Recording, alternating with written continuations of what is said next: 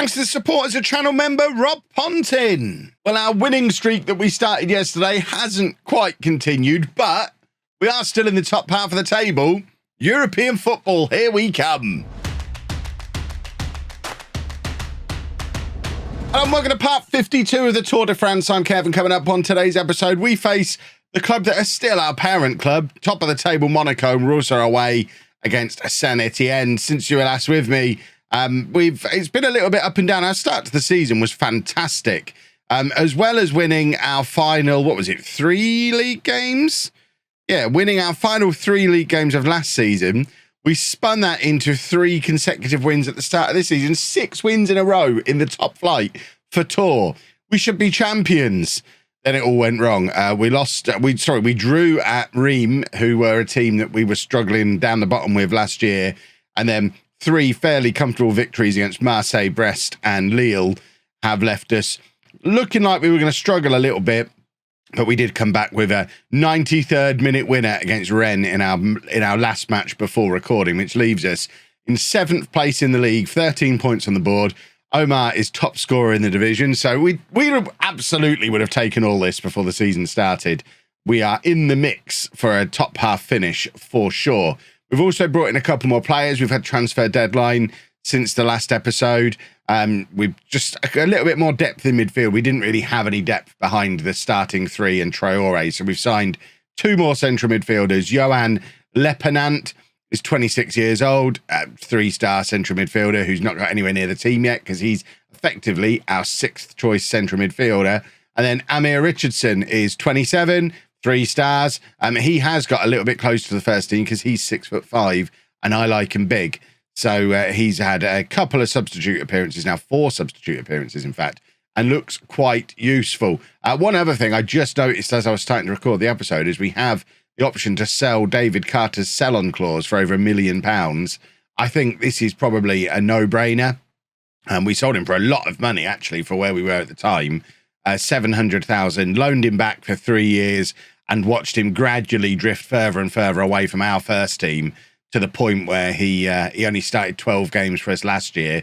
He's gone back to Lille, but he's playing in their B team down in the National 2 at 22 years old. I think being able to get £1 million for him, an additional £1.13 million for him now, just seems like an absolute no-brainer because I don't imagine he's ever going to sell on for any significant amount of money. Did we actually do that? I think we did. Bouzrara, we don't need to receive any extra money for Bouzrara, but getting an extra £1 million for Carter, that'll do very nicely because it also means that we can adjust these budgets back around and hopefully get to the point where we're not over our wage budget anymore. There you go. See? Sensible financial management. It's what we do these days. Let's go play Monaco. This is the team that we're going to put out there to face Monaco. We've got Prévost in goal, back for Vita, Deleste, Matsima, and Kambedi.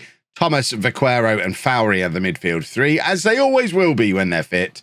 And then Merlin and Nguema supporting Afkir Omar up front. 8 goals in 8 games from Omar. I'm getting very excited at the prospect of being able to spend £5.4 million on him next summer and bring him in permanently.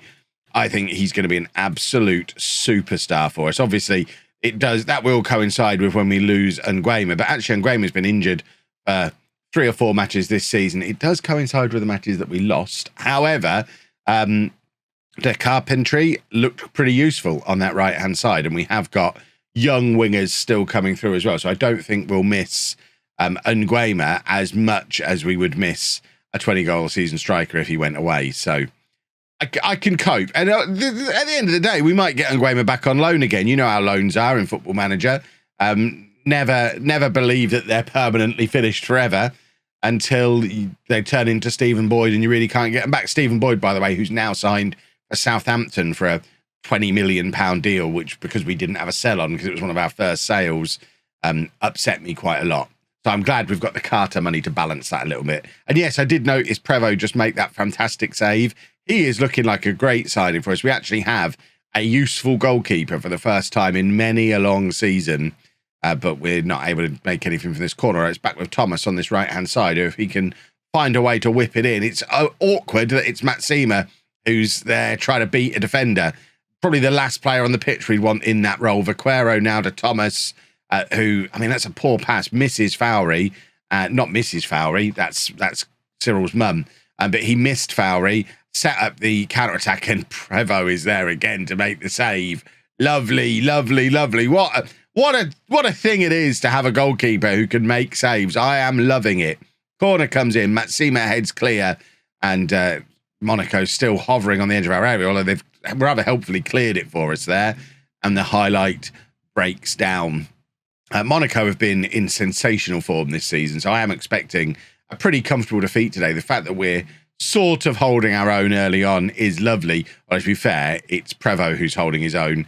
The rest of the team struggling to generate any kind of forward momentum. Fowry now, it's his turn to play a poor pass. Vita can't get onto the end of it, and they're in again, and this time they do beat Prevo, and it's been coming. I mean, they've been all over us for this entire first half. They're pressuring us into making sloppy mistakes in our midfield from players who don't usually make mistakes like that. And if they kept knocking on the door, eventually they were going to find a way through. And Prevo very nearly getting a hand onto it again, but it was an excellently placed shot, and that's when it needed to be to beat him the way he'd been playing today. But we now have a little bit of an uphill struggle if we're going to get anything out of this match, which I will emphasize again, we're not planning on getting anything out of this match. This is not a result where we're budgeting on getting any points. So we just want to kind of avoid humiliation as much as possible. But Monaco do seem to have other ideas as they swarm forward again.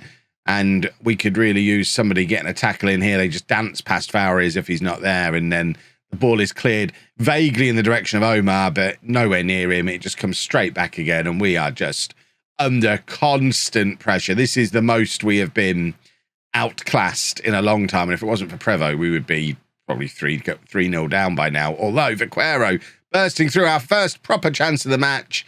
He had the opportunity to square it to Omar there, instead tried to go it alone, and that's frustrating. Fowry now back to Vaquero again, and Nguema plays it into Omar. We have got these very talented attackers. If we can get him into positions, we have a chance. Kambedi bursting into the area. Probably not the guy we wanted in the attacking position, our right back. And unfortunately, he didn't really know what to do when he got into that position. We've not played badly in that first half. We're obviously not as good as Monaco, but you just have to look through their team. They're full of players I've heard of. We're full of kids and new gens and failed players from relegated clubs. And Merlin on the left-hand side, we've not seen anything of today, and he fails to find Vita. Ball forward. Luckily, Monaco only have one guy forward, so we're now able to just return the pressure straight back onto them. Matsima forward to Vaquero, who worryingly is on a yellow card. He does have previous in big matches of getting himself sent off, so I'm tempted to just take him off now to avoid the inevitable, but you know I'm going to leave him on because he's one of our best players. He's going to get sent off, and you're all going to be like, Kev, you knew he was going to get sent off. Why did you keep him on the pitch? Talking of red cards, this might be a little bit of a levelling of the playing field. A wild tackle from the Monaco player, and all of a sudden, we've got a man advantage. We're going to go attacking, and we are going to try and get back into this game. That changes things. We have that extra man in midfield now. Make it count, boys. Why is it Monaco on the attack again? I know they're better than us. They shouldn't be that much better than us that when we've got an extra player, they still fly past us. Prevo there to make the save again. 25 minutes left. We need a breakthrough. We need someone to conjure something from somewhere. I'm still not over the moon with our bench. Fowry looks like he's struggling, so Richardson can come on for him. I'm looking at Vaquero thinking we probably should take you off. We're not going to. We are going to take off Merlin, though. And I think I'm going to bring on Tutu on that left-hand side. And that will do for now. This would be a nice moment for Tutu to get a little bit closer to breaking that all-time goal-scoring record. And, you know, scoring his first goal in Ligue after more than a year. That's a lovely ball to play Omar in. Omar, Tutu was right there to square it to him, and he's just mishit the pass. It's been the story of our match. It was beautiful work to get Omar into that position, and then there was just no end product from the man who's the top scorer in the entire league. Vaquero now slots it through to Omar. There's your end product. Afkir Omar. There's question marks over whether it's potentially an offside, but I think he's on, and I think we've just equalised against Monaco. The referee's checking with his VAR. The goal has been awarded, and this is still part of the same highlight. So We've done well to get the ball forward again. Richardson combining with Vaquero, and there is Omar. Gets there just before the goalkeeper to make it 9 from 9. And you know what? We're going to keep attacking. We've got an opportunity to beat Monaco here. They're down to 10 men. Let's just do it. Look how big Richardson is. 2-2 now. Playing it into Vita. We are all over Monaco now. It's like a reversal of the first half. Obviously, they do have the quality to just go up the other end and score when they want. So we need to be wary of that. But Vaquero doing very well, especially when you're considering he's on a yellow card to win the ball back. And now Omar drifting out wide again. He's got Richardson in the middle, who, of course, is 6'5". If we can find him, there is Richardson. But his effort is straight into the hands of the goalkeeper. At what point do we drop back to our positive mentality and just be like, yeah, 1-1 is fantastic. Kumbedi, I mean, he's lucky he didn't make contact there. It was an absolutely insane attempt at a tackle. He's completely got away with it, though, because it was so bad, he missed the ball and the player and just ended up sliding around a bit. Right, we are going to... I see, we need another central midfielder on the bench. Can the Carpentry play central midfield? Not really. I guess we could switch to a 4-2-3-1. Is that pushing things a little bit too hard? I need to get Vaquero off. I am worried about him. So I think we are going to switch to this. Stick Nguema in there. Have him out there doing that. He can be our playmaker in there. And then, yeah, we'll do this. We'll make him... Just do that. That'll be fine. And then we've got more tired legs still. This isn't ideal that we're having to change things around, but we have tired legs. Right, well, okay. We'll do this then. We'll stick him in the middle. And you can be out there as a winger. There we go. We probably will drop back to positive. Because I know I'm fiddling when I shouldn't be fiddling. But we've got a lot of tired legs with 10 minutes to go. And I've removed my holding midfielder. You lot are going to love this. The comment section. If this doesn't work, are going to destroy me. 2-2 is in. Playing it back to Richardson. Richardson! Oh, he's had two very good opportunities today and has ruined them both. What a silly goose he is. Can we have a winner? I mean, look at the match stats. We have had a completely turn this match on its head in this second half and been the better team. A draw, I guess, is a fair reflection because we were totally outclassed in the first half. It was a different story in the second half. We looked good there today. We are not getting relegated this year. I'm saying that right now. We are not in a relegation battle. We are too good to go down. This summer transfers have been fantastic, and we are just a couple of players away now from pushing for a European place, I think, which is a very exciting position to be in. Well, after my concerns about Vaquero in the last game, he's now picked up an injury, so he's not going to be playing in this one at all. He's got a gashed lower leg, which apparently is being kept out for 2 weeks with a cut on his leg.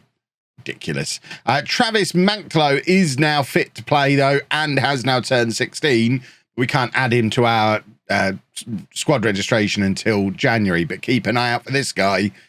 He might well be our future on the left-hand side. Look at his transfer value already at 16 years old.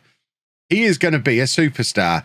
So the one change for this match is Richardson coming in for Vaquero, and ignore the fact that it says 3 changes. That's because we played a game against a local team during the international break just to keep fitness levels nice and high while everyone else was off playing international football. See? Always thinking. Right, we are defending a corner first up, and oh my word, after all the praise on Prevo in the previous game, he was flapping around like nobody's business there, but we have got the ball clear and we are coming forward in a wave. There were so many blue shirts surging into the Saint Etienne half there. It was like we had too many options and didn't know what to do. That feels like a missed opportunity there. And now they are getting in behind us again. This has been end-to-end stuff early on in this match, playing the ball forward towards Omar again, and he's probably not going to be the guy to win the aerial duels. We really need to be looking to hit it over the top for him rather than hitting it up for him to try and nod down. He's not double Steve. He is Omar, and he is, I mean, I prefer him. Don't tell double Steve. Obviously, I'd take double Steve back if he was offered, but he would be competing with Omar in this team.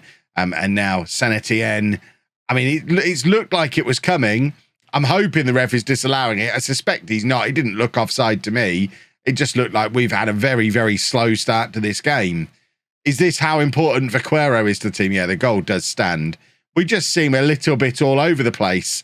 Perhaps Vaquero's the glue that holds it all together in there, because they've just carved us open there as if we've never defended in a football match before, which isn't ideal. We've not had, I mean, we started slow against Monaco and then really got ourselves back into the game in the second half. We don't want to have to make a habit of that, though, because other teams aren't going to get red cards in every match, probably.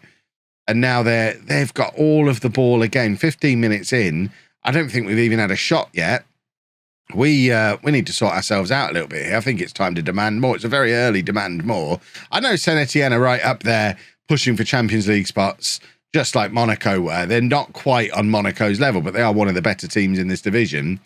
But we've held our own against Monaco. We've beaten Lyon. We shouldn't be being completely outclassed by anybody. And Prevo. What is going on today? He's decided to have an iffy game, and our entire team is just being carved open. It's like we're watching a different team to the one that played against Monaco. And I don't quite understand what's changed. Well, we'll go attacking. We're 2 goals down. Let's go attacking. Rather than demanding more, let's offer some encouragement this time. We need Big Willie back. He's been injured for a little while.